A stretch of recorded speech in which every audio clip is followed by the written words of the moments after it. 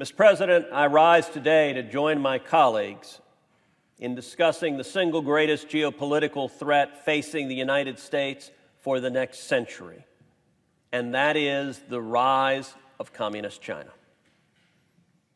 We are right now months into a deadly global pandemic that has sickened over 14 million people worldwide and has taken the lives of over 600,000 people. And why are we in the midst of a global pandemic? Because the Chinese Communist Party deliberately lied to the world, covered up the outbreak, and allowed it to spread. The coronavirus pandemic has thrown into high relief the fact that China is our most dangerous threat. For 8 years in the U.S. Senate, I have worked hard to lead the fight to address the threat of Chinese communist power and aggression and hostility head on, to make the United States economy as free and independent from China as possible, and to thwart the never-ending propaganda and censorship campaign from the Chinese communists. Last week, the Chinese Communist government made the decision to sanction me personally. So I am now, I awoke to discover, prohibited from traveling to Communist China. Somehow I think I will overcome that great burden. And I will tell you, I wear China's sanction as a badge of honor. There's a reason they're lashing out. There's a reason they have decided to direct personal sanctions on me, because they are scared, they are terrified.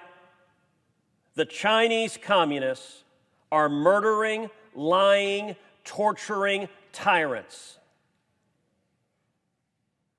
For a long time in Washington, there were politicians in both parties, Democrats and Republicans, who were apologists for China, who denied the threat was there, who insisted that the path forward was getting more and more and more in bed with the Chinese communists. Well, the most significant long-term foreign policy consequence of this global pandemic is people's eyes are opening up on both sides of the aisle here in Washington and across the world.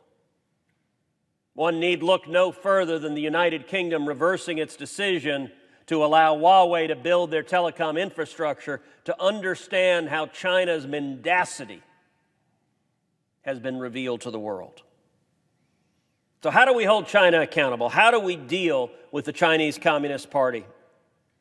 First of all, we should sanction Chinese officials involved in the ongoing suppression of medical experts, of journalists, and political dissidents, all of whom have been disappeared by the Chinese tyrants.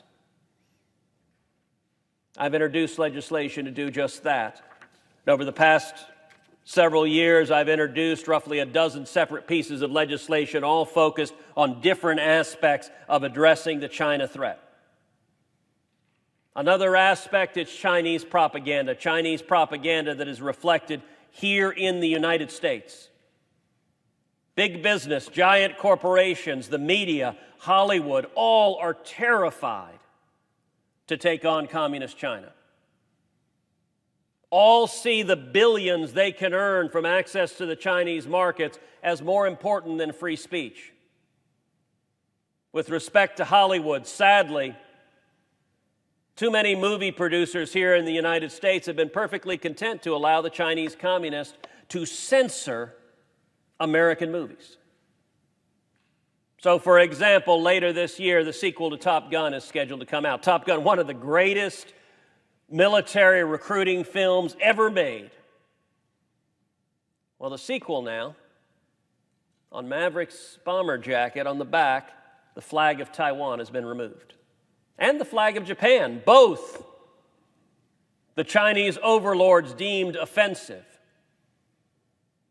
And our heroic First Amendment champions in Hollywood dutifully complied with censorship. By the way, it needn't just concern geopolitical affairs in Asia. Another Hollywood movie, Bohemian Rhapsody, a fabulous biopic of Freddie Mercury, the lead singer for Queen. The Chinese censors decided it offended their sensibilities to have scenes in the movie that revealed that Freddie Mercury was homosexual. Now, I ask you to pause for a second and ask, how on earth do you tell Freddie Mercury's life story without including the fact that he was gay? It was integral to who he was. And yet Hollywood, who on so many other issues are glad to be woke social justice warriors, dutifully complied when the Chinese censors said, take it out, and they deleted the scenes from Bohemian Rhapsody. Well, I've introduced legislation in this body called the Script Act that will impose consequences when American companies allow the Chinese government to censor our films. The consequences are simple. We don't have the power as the government to impose direct negative consequences. But what we do have the power to do is use the incentives we have, namely, lots of movies borrow federal assets. You go watch a movie and you see a plane or a ship or a tank. You go watch a movie that's on the border and you see DHS assets. All sorts of federal agencies allow movies to use equipment that is the property of the federal government. The Script Act is very simple. It says if you're going to allow the Chinese communists to censor your movie, the federal government is not going to loan you our equipment and materiel. We're not going to facilitate making a movie if you're going to give the Chinese communists the editing and censoring pen. Not only do the Chinese communists engage in propaganda in Hollywood, they also engage in espionage and propaganda on our university campuses, a very deliberate, systematic effort to steal and deceive. In the National Defense Authorization Act for fiscal year 2019, I was proud to secure a funding prohibition for the Department of Defense from funding universities where the money could go to a Confucius Institute. As a result of that bipartisan legislation that earned support from Republicans and Democrats, 17 Confucius Institutes have been shut down. When it comes to our supply chain, we have seen in recent months the incredible foolishness of allowing the American supply chain to be dependent on China. Medical equipment, pharmaceuticals, PPE.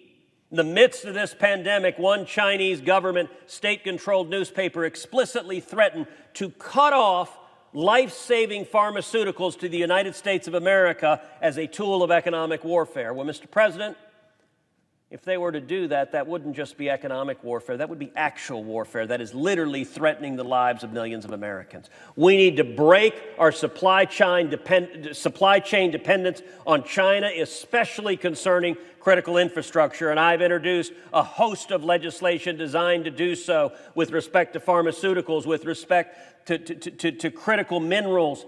We have to keep the American people's lives and safety not dependent upon the whims of communist China. And a final point right now. In China today, there are roughly 1 million Uyghurs in concentration camps.